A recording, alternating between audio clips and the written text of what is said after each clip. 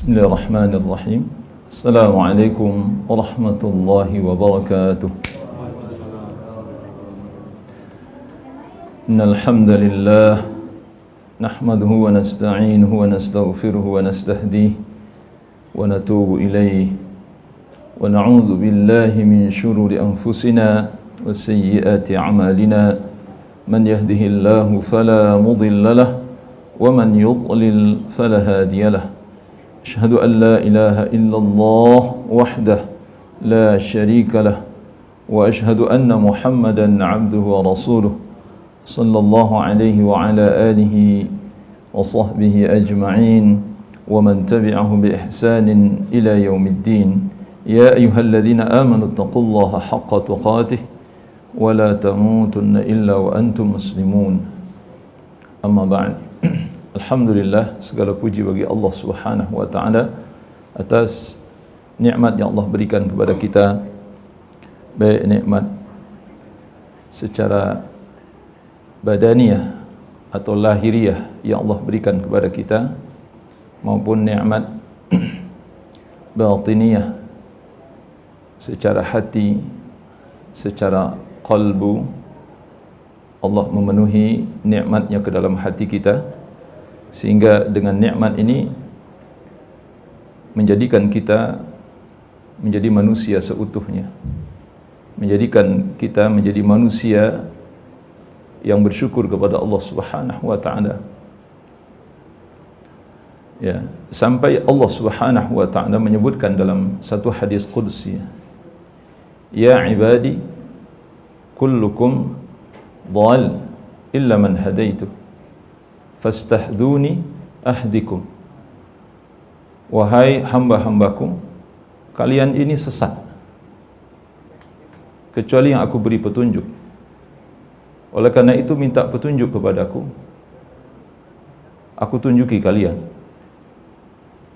Kemudian kata Allah, ya ibadi kullukum arin illa ma kasautu illa man kasautu fastaksuni aksukum.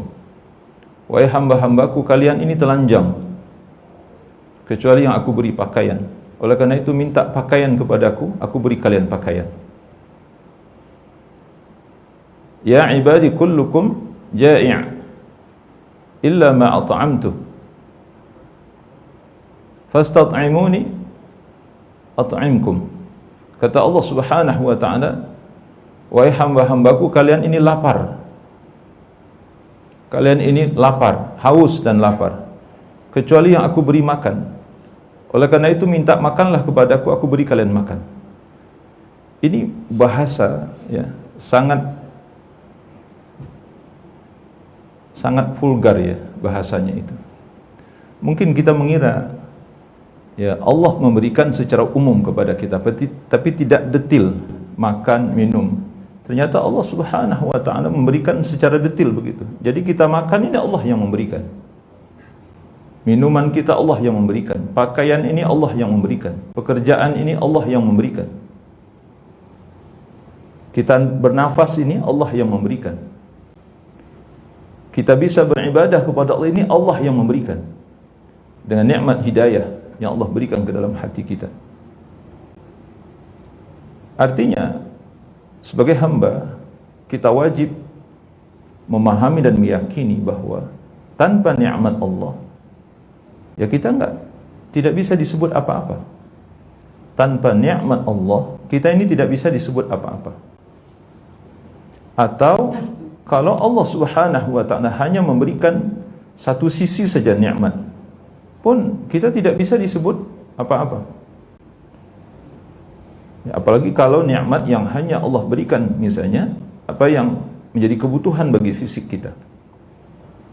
Bahkan di dalam Al-Quran, ketika seseorang tidak diberikan oleh Allah nikmat berupa hidayah kepada Islam, taufik berupa keimanan dalam hatinya, hanya yang diberikan oleh Allah Subhanahu wa taala apa yang dibutuhkan oleh fisiknya saja, berupa makan, minuman, pakaian, bersenang-senang.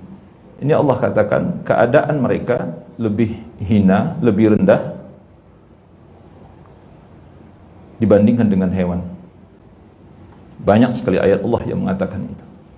Nah, orang-orang yang tidak diberikan oleh Allah hidayah berupa Islam, tidak diberikan taufik ke dalam hatinya berupa keimanan yang menggerakkan dirinya untuk selalu taat kepada Allah Subhanahu wa taala, maka mereka akan jatuh derajatnya seperti hewan, bahkan lebih rendah dan hina daripada hewan.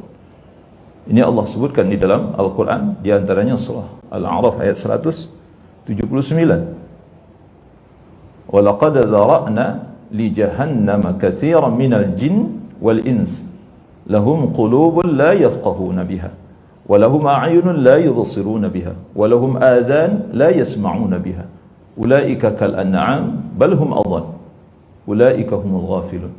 Kata Allah, sungguh neraka Jahannam itu kami penuhi dengan dua golongan makhluk, yang pertama jin, yang kedua manusia. Kami penuhi dengan golongan jin dan manusia, kata Allah. Apa sebab? Mereka diberikan hati, tetapi hatinya tidak difungsikan atau tidak berfungsi sebagaimana mestinya. Hati diberikan oleh Allah Subhanahu wa ta'ala itu untuk ruang hidayah, ruang taufik, ruang agama, ruang keimanan. Islam harusnya masuk ke dalam hatinya, ketaatan kepada Allah, kesalehan, ketakwaan kepada Allah. Nah, hatinya tidak digunakan untuk itu. Kemudian yang kedua, kata Allah, mereka diberikan penglihatan, tapi penglihatannya tidak berfungsi dengan baik.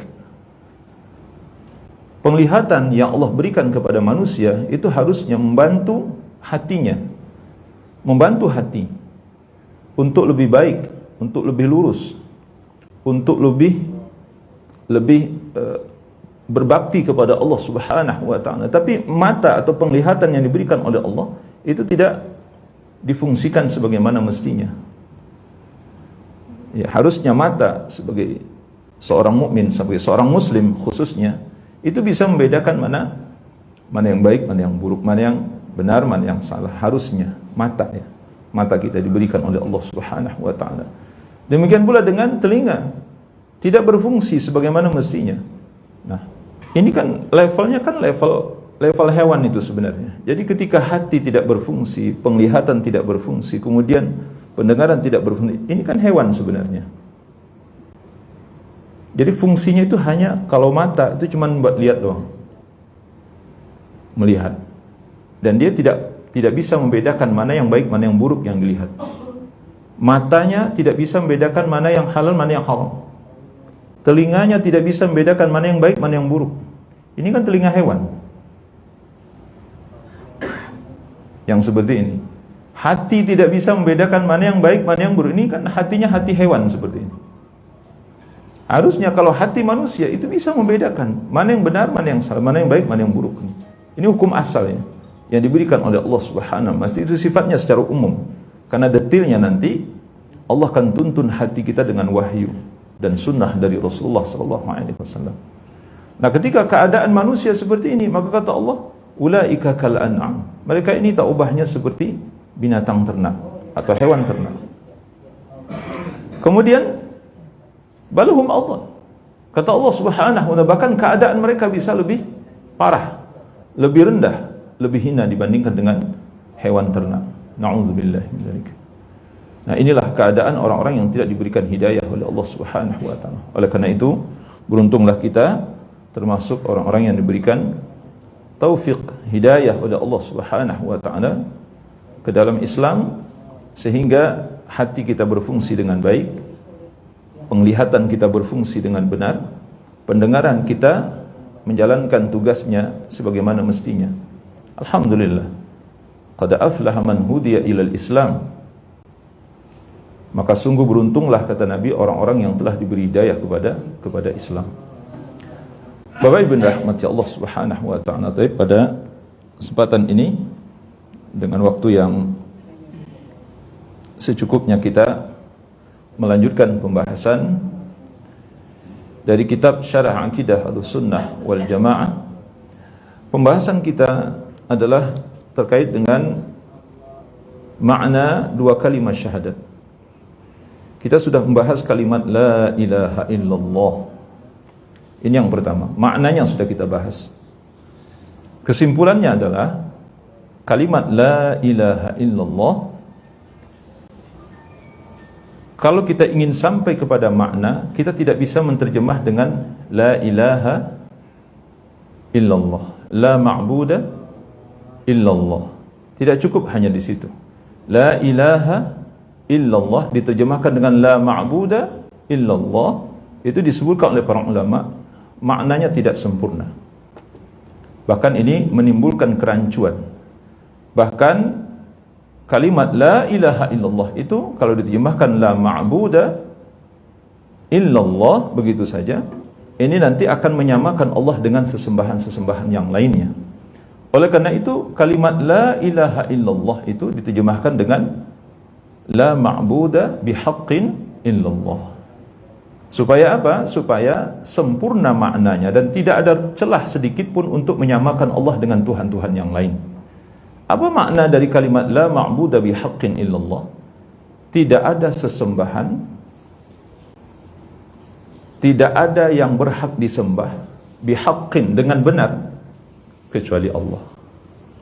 Nah, kata-kata bihaqqin ini disebutkan oleh para ulama, itu tamyiz, untuk membedakan antara Allah dengan Tuhan yang lainnya. Karena kenyataannya selain dari Allah ada enggak yang disembah? Dalam kehidupan manusia, selain dari Allah adakah yang disembah? Ada banyak. Orang nyembah matahari, masih ada orang nyembah api, menyembah sapi, masih ada sampai hari ini. Menyembah bintang, menyembah gunung, menyembah batu, menyembah jin, menyembah setan, menyembah arwah, menyembah kuburan. Itu Tuhan selain dari Allah Subhanahu wa ta'ala. Tetapi Tuhan-Tuhan ini tidak memiliki hak sebenarnya. Jadi al-ma'bud hanya Allah Subhanahu wa ta'ala. Hanya Allah yang berhak untuk mendapatkan sesembahan atau mendapatkan hak peribadatan, itu hanya Allah Subhanahu wa ta'ala. Nah, Bapak Ibu rahmati Allah Subhanahu wa ta'ala, jadi selama ini kalau kita menerjemah tidak ada Tuhan selain Allah atau tidak ada sesembahan selain Allah, itu ternyata masih kurang. Bapak Ibu rahmati Allah, terjemahan ini masih kurang, dan itu masih ada potensi di dalamnya menyamakan Allah dengan Tuhan yang lain. Di mana? Kalau kita katakan tidak ada Tuhan selain Allah, tidak ada sesembahan selain Allah, apa yang dikatakan oleh para ulama, di antaranya Syekh Ibnu Utsaimin, faktanya bagaimana kata beliau? Apa benar tidak ada Tuhan selain Allah? Ada Tuhan selain Allah, ada sesembahan selain Allah. Itu yang kita katakan tadi. Tidak ada yang berhak disembah kecuali Allah. Tidak ada yang berhak disembah kecuali Allah. Itu kan kata kita yang mengucapkan kalimat ini. Tapi bagi orang-orang di luar Islam, mereka mengatakan ada Tuhan selain Allah, ada yang disembah selain Allah. Nah, oleh karena itu, agar kita tidak terjebak di dalam memaknai kalimat la ilaha illallah ini menyamakan Allah dengan Tuhan-Tuhan yang lain, maka dibuatlah satu pembeda di dalam menterjemah atau memaknai kalimat la ilaha illallah. Tidak ada Tuhan yang berhak disembah dengan benar kecuali Allah. Tidak ada Tuhan yang berhak disembah dengan benar kecuali Allah. Bapak Ibu rahmati Allah Subhanahu wa ta'ala. Jadi Tuhan-Tuhan yang lain itu tidak berhak untuk disembah, dan disembah dengan disembah dengan cara yang batil. Jadi ada dua itu kalau kita perhatikan. Ada Tuhan selain Allah, buktinya banyak yang disembah. Nah, padahal mereka tidak berhak untuk disembah. Itu satu. Kemudian, tapi tetap mereka disembah, tapi disembah dengan cara yang tidak hak. Dengan cara yang tidak hak, dengan cara yang batil. Mereka mendapatkan hak itu dengan cara yang tidak benar, kemudian mereka disembah dengan cara yang batil. Bapak Ibu rahmati Allah, ini sudah kita bahas, saya ingin menekankan saja. Kemudian yang kedua, bahasan kita masuk kepada syarat-syarat dari kalimat la ilaha illallah. Ini juga ada satu atau dua poin yang sudah kita sampaikan. Saya ingin ingatkan kembali Bapak Ibu rahmati Allah, ketika kita belajar fikih, kita tidak mempelajari kalimat la ilaha illallah. Kenapa? Karena dalam fikiran kita kalimat la ilaha illallah itu kan pelajaran akidah, pelajaran tauhid. Kalau kita belajar fikih, pasti yang dipelajari apa? Wudu, tayammum, bagaimana membersihkan hadas kecil, hadas besar, salat, zakat, puasa, haji, kan ini dalam pelajaran fikih yang kita pelajari. Nah, kita kenal ada istilah rukun dan syarat di dalam ibadah yang kita lakukan. Bahkan para ulama mengatakan kalau rukun dan syaratnya tidak terpenuhi dari satu ibadah yang kita lakukan, maka ibadah kita tidak diterima oleh Allah Subhanahu wa taala. Ada satu saja dari syarat yang tidak terpenuhi, yang syarat itu harus atau wajib ada, tapi kita tidak penuhi syarat itu, maka tidak sah ibadah yang kita lakukan. Atau ada satu rukun saja yang tidak kita laksanakan, maka ibadahnya tidak sah, batal. Nah, kita lupa bahwa rukun Islam itu yang pertama adalah asyhadu an la ilaha illallah wa asyhadu anna Muhammadar Rasulullah. Ternyata rukun ini juga ada syarat dan rukunnya. Jadi rukun yang pertama dari rukun Islam, yakni dua kalimat syahadat itu, kita diberitahu oleh para ulama dalam pembahasan ilmu akidah, ternyata itu juga ada rukun dan syaratnya. Selama ini yang kita fahami, kalau udah bicara rukun dan syarat itu kan cuman mungkin ibadah, wudu, ya, tayammum, salat seperti yang kita katakan itu.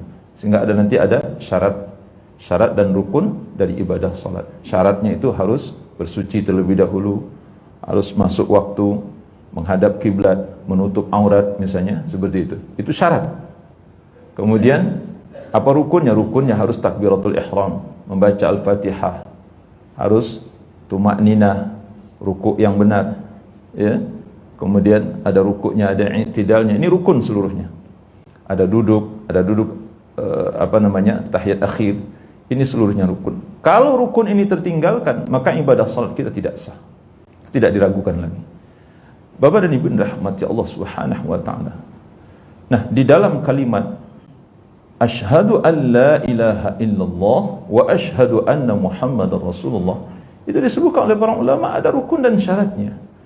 Di dalam kalimat la ilaha illallah atau syahadat la ilaha illallah, ini yang pertama dulu, setidaknya ada 6 rukun atau 7 rukun disebutkan oleh para ulama.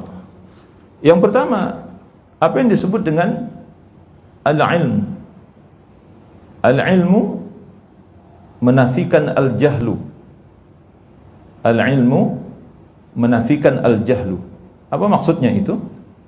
Rukun yang pertama atau syarat yang pertama dari kalimat la ilaha illallah itu adalah al-ilm, yakni berilmu, memahami, mengetahui. Lawan dari memahami, mengetahui itu adalah al-jahlu. Al-jahlu itu maksudnya bodoh, tidak mengetahui. Jadi yang dimaksud dengan al-ilm itu artinya mengetahui kalimat la ilaha illallah. Ini rukun yang pertama. Makanya kalau orang mengucapkan kalimat la ilaha illallah, dia tidak paham, dia tidak berilmu, maka tidak diterima kalimat syahadatnya. Saya ulangi, Bapak Ibu, kalau ada orang mengucapkan kalimat la ilaha illallah, dia buta sebenarnya, dia nggak tahu. Orang mengucapkan kalimat la ilaha illallah, dia ikut-ikutan la ilaha illallah, nggak Islam dia. Itu tidak otomatis dia bersyahadat, tapi dia nggak tahu kenapa mengucapkan kalimat. Saya nggak tahu. Dia nggak ngerti sama sekali dengan kalimat la ilaha illallah. Kemudian dia ucapkan, Muslimkah dia? Tidak, Islam dia. Maka seseorang yang akan mengucapkan kalimat la ilaha illallah itu, dia wajib mengetahui apa itu kalimat la ilaha illallah. Itu yang kita pelajari di awal. Ini makna dari kalimat la ilaha, dia harus paham. Kalau dia mengucapkan kalimat la ilaha illallah, dia tahu konsekuensinya apa setelah itu. Baru kemudian kalau seseorang mengucapkan kalimat la ilaha illallah, sah Islamnya. Maka Makanya orang-orang musyrik kafir, Bapak Ibu rahmati Allah, di Mekah itu, termasuk orang yang paling disayangi oleh Nabi, yakni Abu Talib, nggak mau mengucapkan kalimat La ilaha illallah. Bapak Ibu tahu sebabnya apa? Karena mereka mengerti dengan kalimat ini. Kalau mereka ucapkan kalimat ini, maka mereka akan menafikan seluruh Tuhan yang selama ini mereka jadikan sesembahan. Mereka harus membuang, membakar, menghancurkan seluruh Tuhan yang selama ini mereka sembah. Kalau mereka ucapkan kalimat ini, maka mereka hanya mentauhidkan Allah, hanya bertuhankan Allah. Nah, ini yang paham.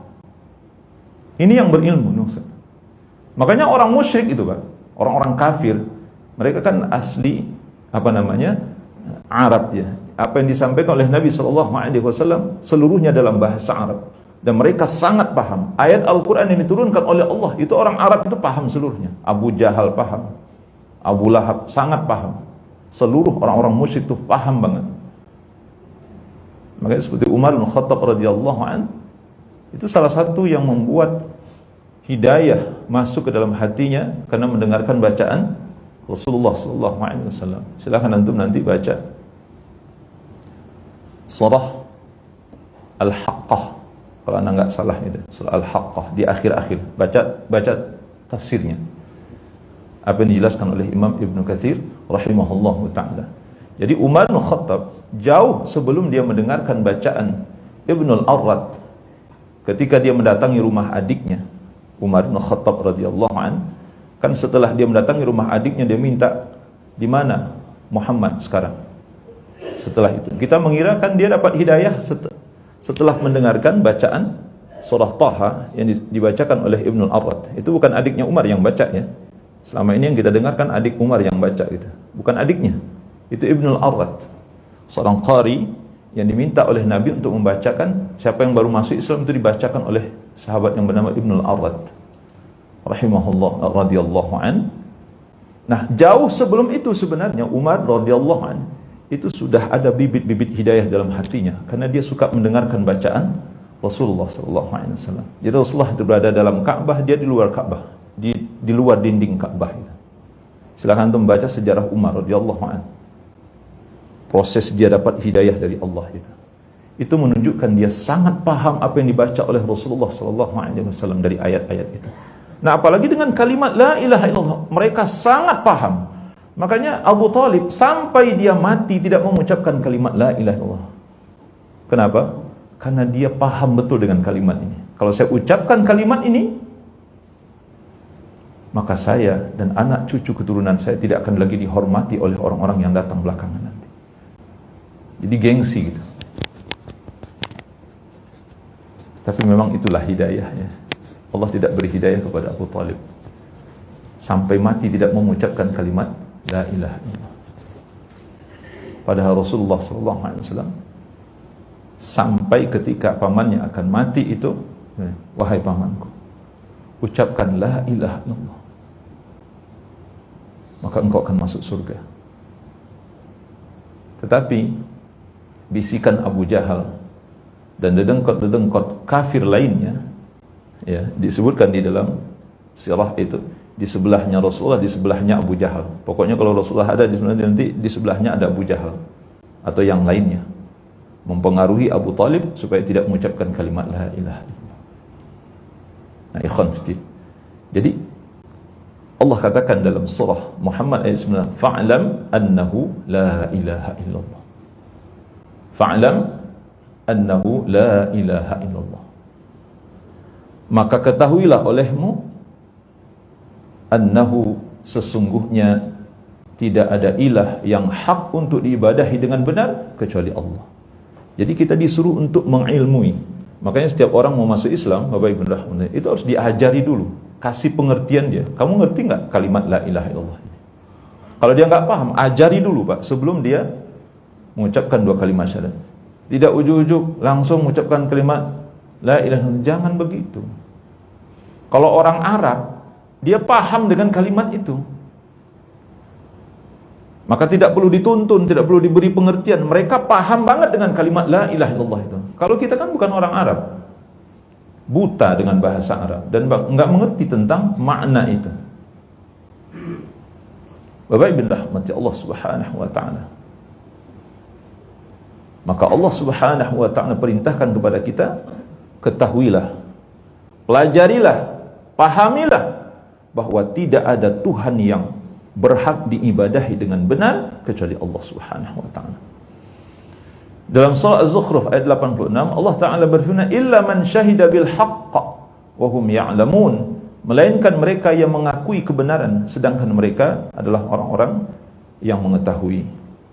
Apa maksudnya? Mengetahui kebenaran yang dimaksud di sini adalah kebenaran kalimat la ilaha illallah. Ini surah Az-Zukhruf, ini penggalan saja dikutip di sini, penggalan akhirnya. Silakan Bapak Ibu melihat lebih detailnya tafsir dalam tafsir Imam Ibnu Katsir rahimahullahu taala tentang makna illa man syahida bil haqq wa hum ya'lamun. Ya, apa yang dimaksud dengan kecuali orang yang mengakui kebenaran? Apa yang dimakna dengan bil haqq? Mengakui kebenaran, yaitu mengakui kalimat la ilaha illallah. Nah, di sini tentu tidak bisa kita menafsirkan menurut fikiran kita sendiri. Sedangkan yang dimaksud dengan mereka orang-orang yang mengerti atau mereka orang-orang yang mengetahui atau orang-orang yang paham, itu maksudnya mereka mengerti betul apa yang diucapkan oleh lidah mereka. Jadi kalau mereka mengucapkan la ilaha illallah, mereka paham betul dengan makna kalimat ini, tahu betul dengan konsekuensinya, tahu betul dengan hak-hak dari kalimat ini, tahu betul apa kewajiban mereka terhadap kalimat ini. Itu makna dari mengetahui apa yang mereka ucapkan. Bapak Ibu rahmati Allah. Ya, saya pernah bertetanggaan dulu waktu kecil ya dengan orang Cina ya.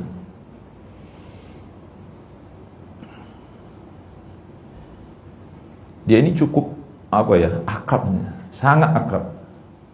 Sehingga kita ya nggak ada rasa gitu, nggak ada rasa. Kalau waktu kecil tuh ngelihat orang yang berbeda tampilannya dari kita, warna kulitnya dari kita, kadang-kadang kita mungkin merasa takut, merasa risih, merasa tidak nyaman. Ini karena sudah ngomong bahasa kita. Itu kalau ketemu nanti, masya Allah, mana aja nggak pernah kelihatan, ngomong masya Allah. Gimana kabar kok? Alhamdulillah. Itu biasanya kalimat itu. Satu kali, la ilaha illallah. Apakah dia Islam? Tidak, Pak Ikhwan. Paham nggak Bapak Ibu maksudnya? Itu cuma nyeletuk doang gitu. Karena keseringan dengan umat Islam sebenarnya, la ilaha illallah, dia ngucap la, fasih Pak, fasih. Cuma mungkin baca Quran aja yang nggak bisa kali. Tapi nyebut Allah itu fasih banget. Insya Allah. Jadi ya kok ya kita punya insya Allahnya fasih banget gitu. Ini benar. Nah, tapi kalimat sudahlah, kalau kalimat yang lain tidak membuat dia merubah keyakinan, tidak akan membuat dia bergeser ya. Tetapi kalimat la ilaha illallah yang diucapkan, fasih mengucapkan, wallahi saya masih ingat sampai sekarang. Mungkin dia sudah meninggal dari kampung saya, sudah tua. Itu tidak membuat dia menjadi muslim. Kenapa? Itu cuma nyeletuk doang, dan dia tidak tahu dengan kalimat yang diucapkan itu. Paham ya, ikhwan? Nah, Rasulullah sallallahu alaihi wasallam bersabda, "Man mata wa huwa ya'lamu annahu la ilaha illallah, dakhala al-jannah." Barang siapa yang mati, kata Nabi, dan dia mengerti, paham bahwa sesungguhnya tidak ada Tuhan yang berhak diibadahi dengan benar kecuali Allah, maka dia akan masuk surga. Dia pasti masuk surga. Ini jaminan dari Rasulullah sallallahu alaihi wasallam. Nah, Bapak Ibu rahmati Allah, saya khawatir. Kenapa Islam kita model begini ya? Kebanyakan, coba untuk perhatikan Islam kita ini. Nggak ada yang fanatik gitu. Kecuali kalau nanti dia benar-benar belajar lagi. Biasa-biasa saja. Orang sholat kita sholat. Tiba bulan Ramadan orang puasa kita puasa.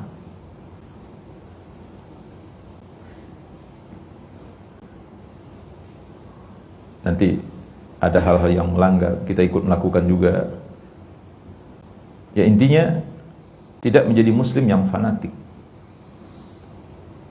Sedangkan sebagai seorang muslim kita harus fanatik. Harus fanatik kepada Islam ini. Harus fanatik kepada ajaran syariat ini. Dan kita harus tunjukkan bahwa kita ini muslim, berbeda dengan orang-orang di luar Islam. Bapak Ibu rahmati Allah Subhanahu wa taala. Nah, terkadang ya yang membedakan kita dengan mereka itu mungkin kita salat, mereka tidak salat. Itu saja yang membedakan. Dalam pergaulan keseharian kita, dalam akhlak kita, muamalah kita, kadang-kadang tidak ada bedanya antara kita dengan mereka. Subhanallah, Maha Suci Allah. Ini adalah awal ya. Orang yang baik akidahnya itu berawal dari seberapa pahamnya dia dengan kalimat la ilaha illallah. Semakin dia mengerti, paham dengan kalimat la ilaha illallah, semakin baik tauhidnya, semakin kuat keimanannya kepada Allah Subhanahu wa taala. Itu tidak diragukan lagi. Syarat yang kedua adalah al-yaqin. Itu menafikan asyak. Al-yaqin menafikan asyak. Yaqin lawannya adalah keraguan-raguan. Apa maksudnya? Syarat yang kedua ini, seseorang yang mengucapkan kalimat la ilaha illallah, dia wajib yakin serta benar-benar memahami kalimat la ilaha illallah tanpa ada keraguan sedikit pun di dalam hatinya. Dia yakin dengan kalimat itu. Jadi setelah dia memahami makna yang benar dari kalimat la ilaha illallah, dia ilmui itu, maka muncul keyakinan yang dalam dirinya. Makanya saya selalu mengatakan, Mbak, ini sederhana sekali. Yakin itu harusnya muncul adalah buah dari ilmu. Betul tidak? Nah, tetapi ada orang yang yakin tanpa ilmu. Nah, itu kan aneh, Mbak. Ada orang yakin tanpa ilmu. Bapak yakin nggak apa yang Bapak amalin? Wah, saya yakin banget. Bapak pernah belajar nggak ini? Oh, saya nggak pernah belajar, tapi saya yakin ini. Dari mana datang keyakinan itu? Itu kan satu keanehan. Keyakinan itu harusnya buah dari ilmu. Itu yang benar. Bapak Ibu rahmati Allah Subhanahu wa taala. Bapak Ibu yakin atau tidak, akidah yang kita yakini saat ini atau tauhid yang kita yakini saat ini ada satu kebenaran. Oh, yakin banget. Dari mana yakinnya? Karena saya belajar. Nah, itu yang benar. Itu yang benar. Karena saya belajar. Karena kalau kita lihat nanti Bapak Ibu rahmati Allah Subhanahu wa taala, pengikut kelompok-kelompok sesat itu mereka juga mengatakan mereka yakin gitu dengan ajaran itu. Padahal mereka cuma ikut-ikutan saja. Kelompok-kelompok sesat itu, Bapak Ibu rahmati Allah, itu asas mereka bukan ilmu. Dan keyakinan yang ada dalam hati mereka itu bukan karena datang dari ilmu. Itu karena ikut-ikutan saja. Maka tak sedikit juga dari kita umat Islam ya, mengamalkan ini. Nanti kalau kita tegur ya, kalau kita tegur, Pak, dia nggak terima. Ini sudah menjadi keyakinan kita selama ini. Dari mana Bapak kok bisa ini menjadi keyakinan? Memang Bapak belajar dulu? Kan cuma ikut-ikutan saja. Nah, ikut-ikutan itu tidak bisa menjadi asas dari keyakinan. Maka al-yaqin itu buah dari ilmu harusnya. Apalagi kalau kita bicara tauhid, akidah. Oleh karena itu Allah Subhanahu wa taala berfirman dalam surah Al-Hujurat ayat 15. Innamal mu'minuna alladhina amanu billahi wa rasulihi thumma lam yartabu wa jahadu bi amwalihim wa anfusihim fi sabilillah. Ulaika humus shadiqun. Kata Allah Ta'ala, sungguhnya orang-orang yang beriman kepada Allah dan Rasulnya, kemudian mereka tidak ragu dan berjuang di jalan Allah dengan harta dan dirinya, merekalah orang-orang yang benar. Bapak bin rahmati Allah, ini kalimat Allah nih. Ini yang dibicarakan oleh Allah Subhanahu wa taala adalah para sahabat. Ya tentu, kalau kita siapa orangnya ini? Ini Pak sahabat. Sesungguhnya orang-orang yang beriman kepada Allah dan Rasulnya, Kemudian mereka tidak ragu. Nah ini Pak. Tidak ragu. Jadi tidak ada keraguan dalam hati. Yakin 100%. Jadi setelah mengucapkan kalimat la ilaha illallah itu wajib disertai dengan keyakinan, tertanam keyakinan, mantap dengan keyakinan di dalam hati. Itulah para sahabat. Sehingga mereka rela mengorbankan segala-galanya dengan keyakinan. Tak sedikit pun sahabat itu mundur ke belakang. Apapun yang diminta oleh Allah dan Rasulnya, mereka maju dengan mantap. Beda dengan orang-orang munafik. Orang munafik apapun yang diminta berjihad. Banyak alasan. Silahkan antum baca nanti surah At-Taubah. Allah bongkar bobroknya orang-orang munafik di situ. Itu awal dari keraguan-raguan dalam hati mereka. Ini benar atau tidak? Ini benarnya. Mereka maksain diri bersyahadat, tapi mereka ragu dengan kalimat syahadat itu. Tidak yakin. Akhirnya apa? Buah dari keraguan-raguan itu tidak mantap keislaman mereka. Akhirnya mereka menjadi musuh di dalam selimut, ya, musuh di dalam Islam. Mereka Islam, tetapi merusak Islam. Saya ragu Pak, ya, dengan kelompok-kelompok yang sekarang, ya, yang mereka perusak Islam ini. Jangan-jangan dari awal itu mereka sebenarnya nggak yakin dengan dua kalimat syahadat ini. Tidak yakin dengan kalimat la ilaha illallah. Akhirnya apa yang mereka lakukan? Merusak Islam. Lihatlah apa yang terjadi hari ini. Rasulullah sallallahu alaihi wasallam bersabda, "Asyhadu an la ilaha illallah wa anni rasulullah, la yalqallaha bihima 'abdun ghaira syaqqin fihima illa dakhala al-jannah." Kata Nabi, aku bersaksi bahwa tidak ada ilah yang berhak diibadahi dengan benar kecuali Allah, dan bahwa aku ini, kata Rasulullah, adalah utusan Allah. Tidaklah seorang hamba menjumpai Allah dalam keadaan tidak ragu-ragu terhadap kedua kalimat syahadat yang dia ucapkan tersebut, melainkan dia pasti masuk surga. Dia nggak boleh ada keraguan. Kalau ada orang yang mengucapkan dua kalimat syahadat ragu, nggak sah dua kalimat syahadatnya. Tidak sah. Bapak yakin? Yakin. Bapak nggak boleh ragu ya? Ya, saya tidak yakin. Ucapkan. Insya Allah sah. Aduh, tapi saya ragu. Jangan ucapkan sekarang.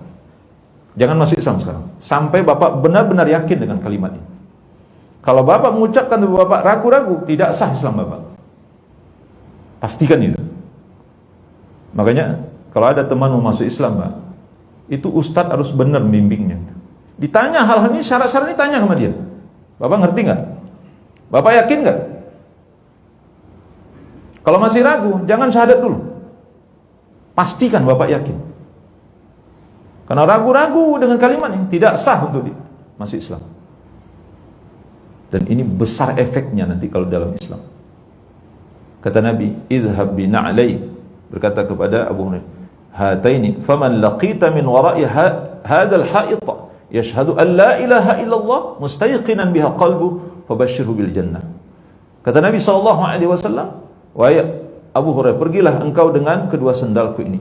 Maka barang siapa yang engkau temui di belakang kebun ini, yang dia bersaksi bahwa tidak ada ilah yang berhak diibadahi dengan benar kecuali Allah Subhanahu wa taala, dengan hatinya ia meyakini, maka berikanlah kabar gembira kepadanya bahwa dia pasti masuk surga, kata Nabi sallallahu alaihi wasallam.